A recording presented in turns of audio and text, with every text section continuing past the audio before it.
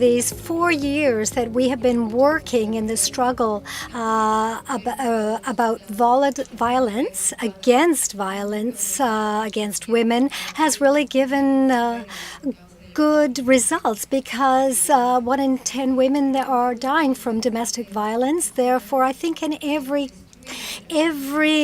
country, this affliction kills women. It affects children. And it's very difficult in companies to see the way workers are working within this silence, which speaks stronger than words. So I want to explain to you a little bit about where the project initiated. The INTI pharmaceutical company with the GIZ company and Como Mujer has implemented to more than 1,000 workers an integral program. And the aim of this program is for us to be able to work on attention, prevention, and sanctions. Now, where does that come from? I'm going to tell you a little bit about our experiences. In Bolivia, more than $2 billion are lost per year due to gender violence in the workplace. Tomorrow I'll explain to you a little bit more about the costs that bring the violence. Today I want to tell you what has been done to reduce in INTI these numbers.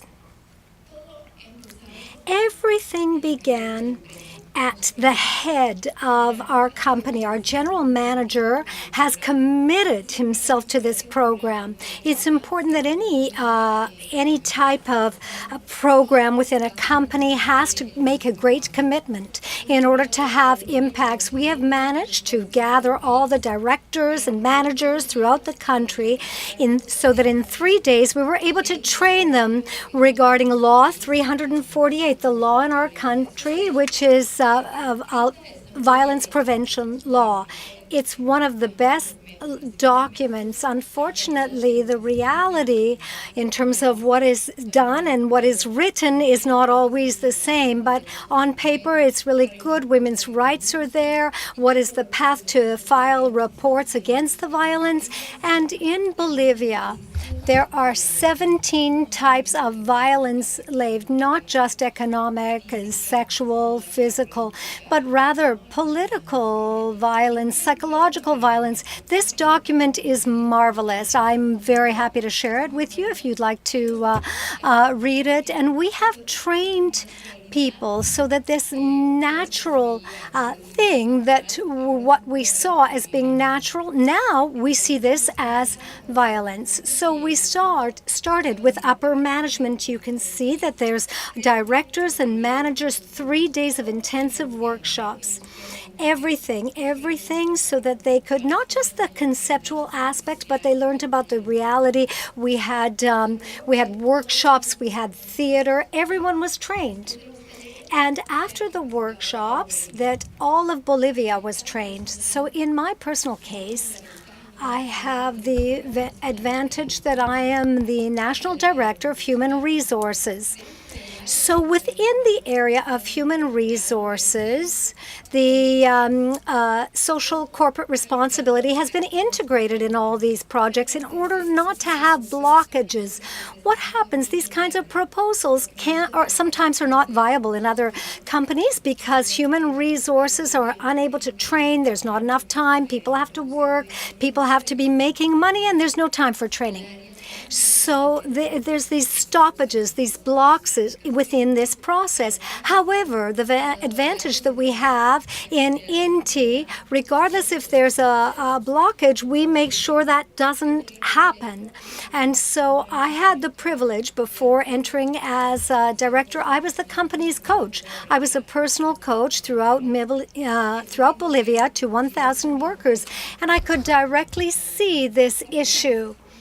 Because when you get together with women one-on-one, many times one of the questions in the coaching, how do you feel in your workplace? And many of them, they began crying, just with the question itself, not because of the work, but how it is that they come to work after having suffered some type of domestic violence. So I had to be very sensitive, and I am sensitive about it because I've heard a lot about it. So then when they hired me as the Director of Human Resources, it's been like now I have the tool in order to cover this need that I have been listening to or hearing about for many years. So every collaborator, every colleague, be it workers working in the production plant to managers, they formed groups, several groups, so that work is not effective.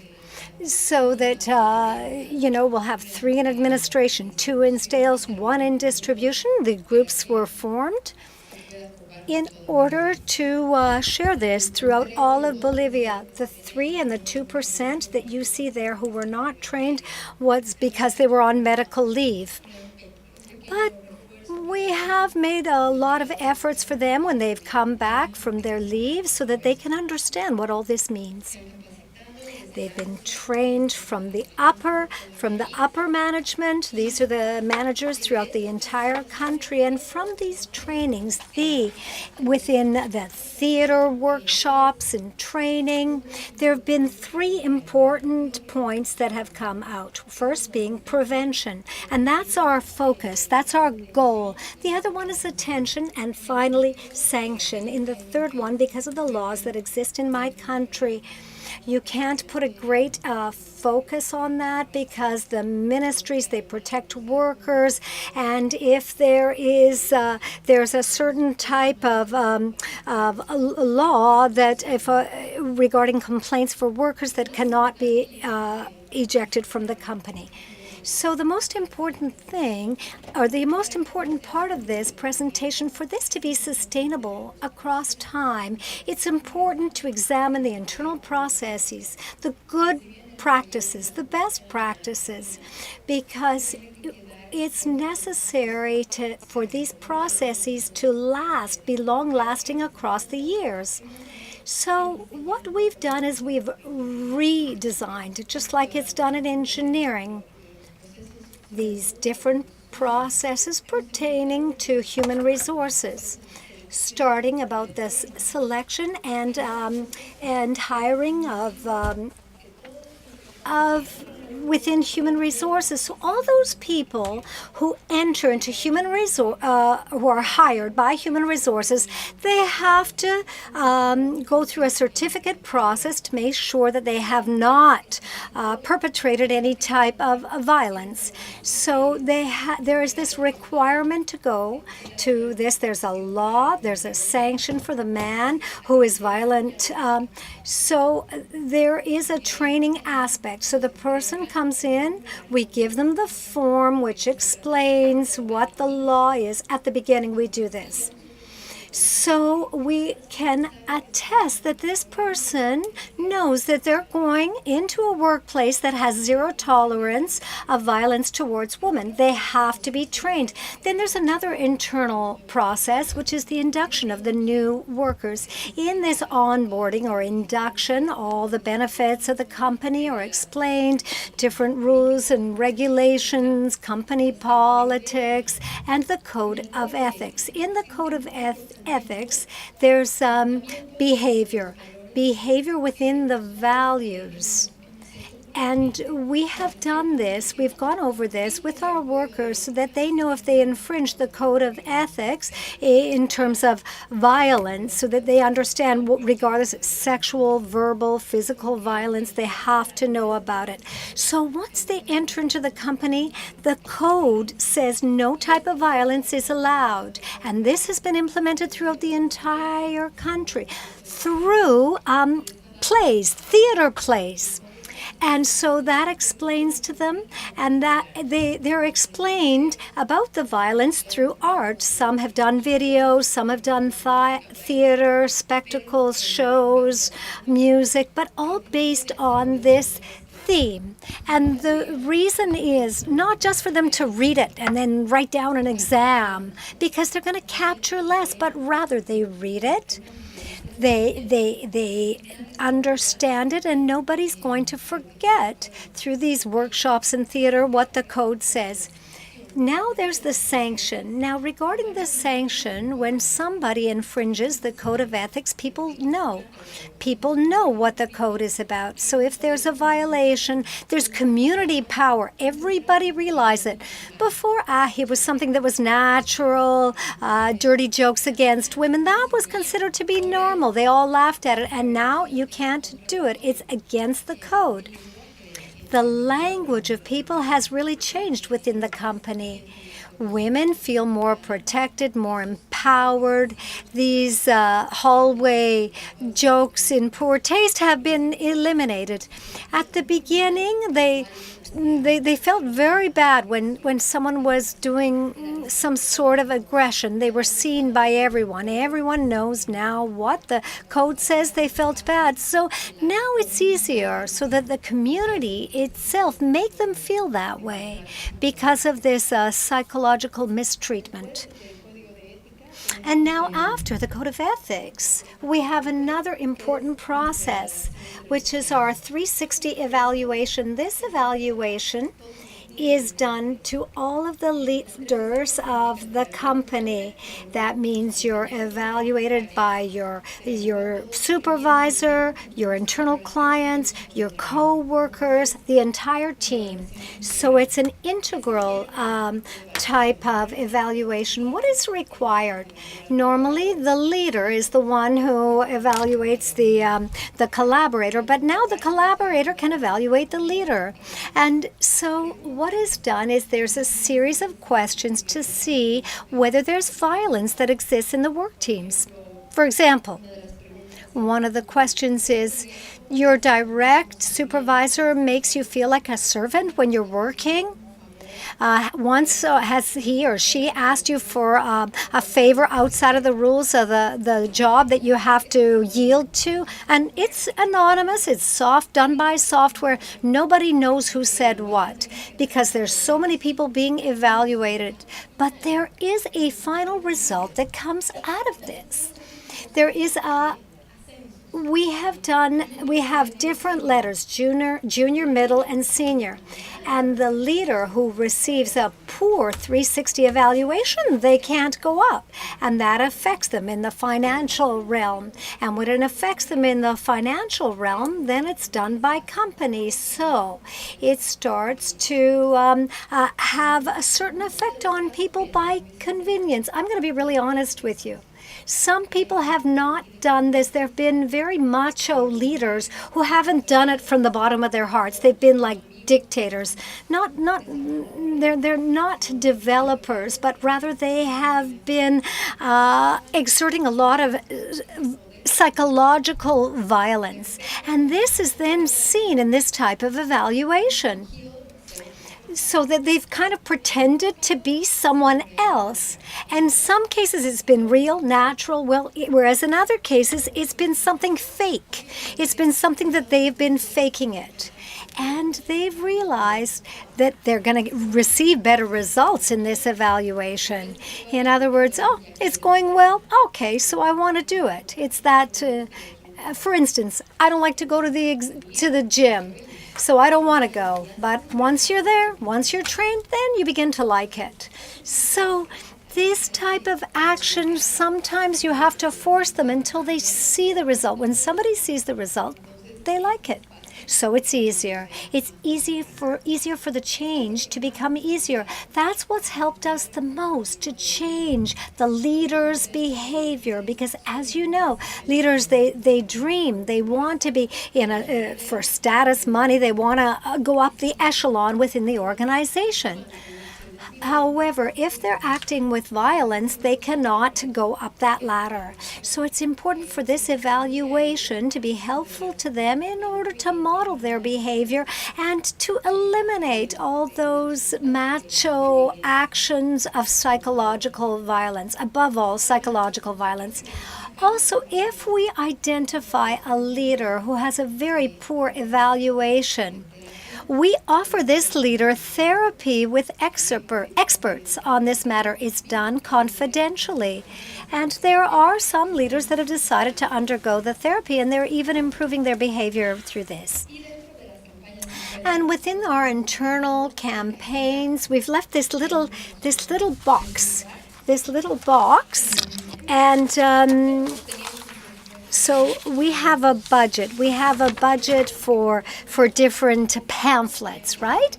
So instead of doing a pamphlet, we decided to do a little box. It's called Value Yourself. I don't know what the translation would be in English, but it translates to Value Yourself. So in order to empower women. The interesting thing about this little box, you have it there in English, and I was able to get it translated. So it has the composition of a tablet, like any tablet. The important thing when we look at it, composition, so decision, 500 milligrams, courage, 300 milligrams, self-esteem, 200 milligrams, excipients, tablets, and then indications.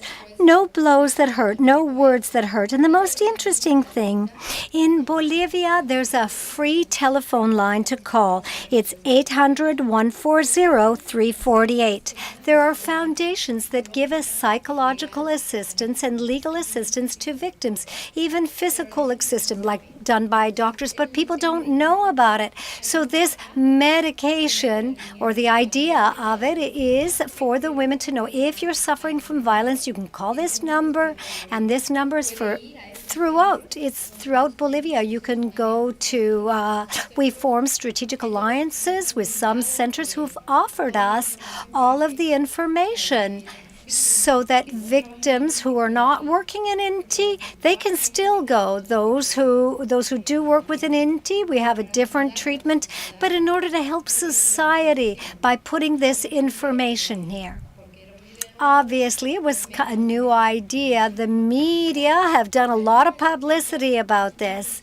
And the crisis line has received a great increase in the number of callers. So that shows you the success about putting this information in this new creative way. So value yourself, and that helps you. Even children. Well, children say, oh, I want one of those, because they know that violence does exist and you can report it. You can make a declaration about it.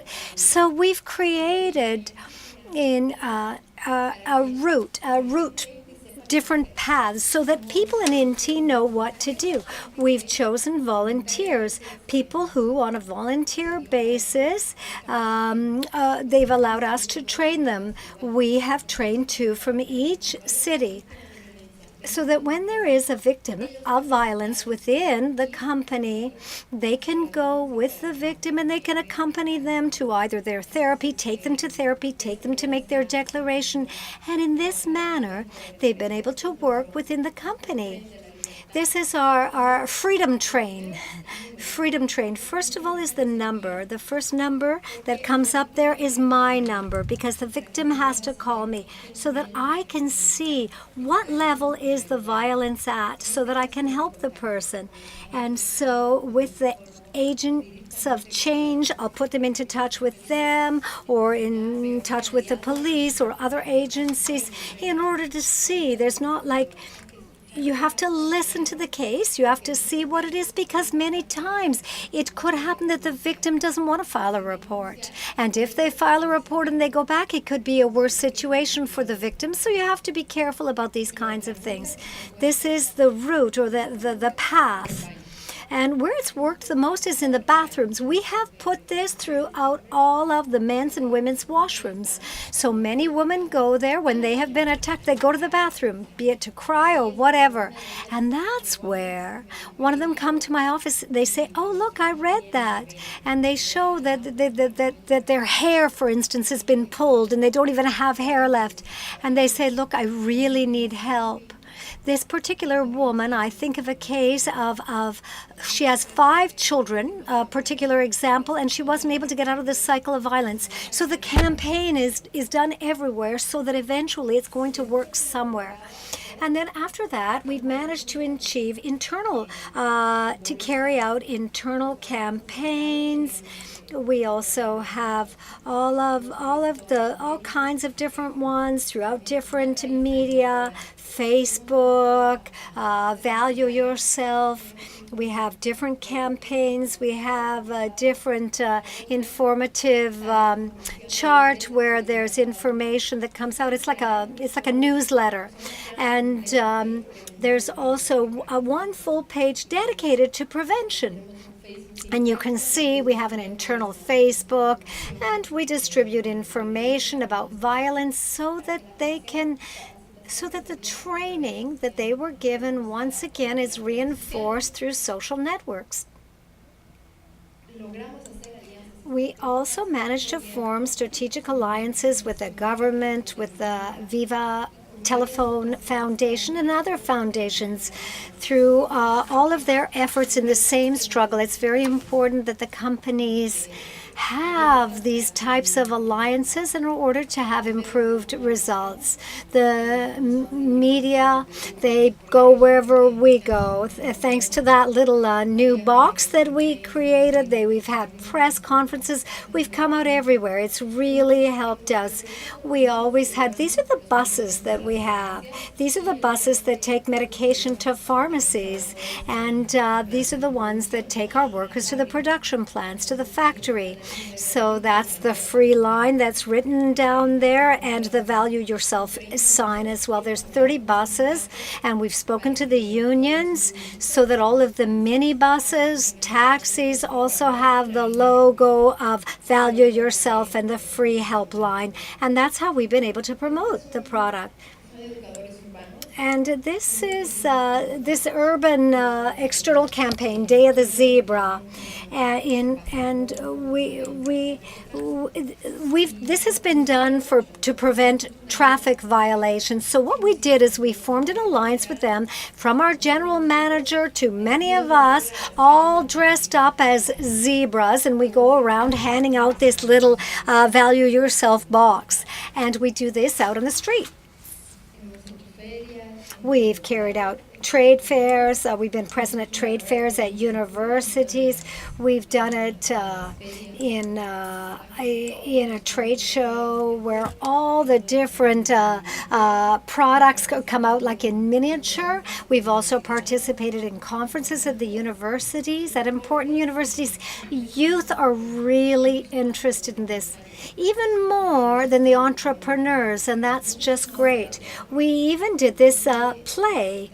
We produced a play which was done with famous actors. We carried out 3 shows, and it was full every day. We even had to have a 4th show so that those people who weren't able to see it were able to go.